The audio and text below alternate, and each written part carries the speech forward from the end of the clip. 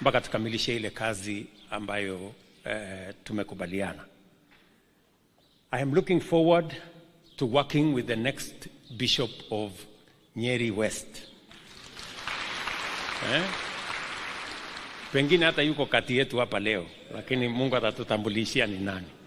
So akishachaguliwa tutashirikiana na yeye ndio tusukume neno la Mungu mbele wakati tunapeleka mambo ya taifa letu mbele vile vile.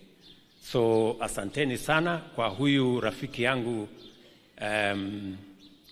Bishop Kagunda. Nilikuwa nafikiri nitamnunulia gari, lakini nyinyi mmefanya kazi mzuri, mmenunulia yeye gari. Sasa ile kazi imebaki, mimi nitamnunulia Wheelbarrow.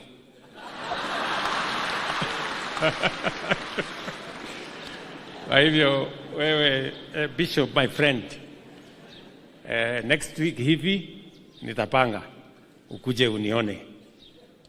Pale ndio nitakuwa nimepanga hiyo Wheelbarrow vizuri.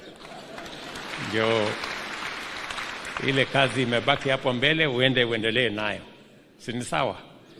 So please, my good brother Bishop, if you find time next week, I will organize so that unitembelee hata na mimi nikupatie zawadi ya urafiki kati yangu na wewe na wale wengine, na pia tukupatie baraka ya maisha yako, na tukushukuru kwa kazi ambayo umefanyia kanisa na umefanyia taifa letu la Kenya.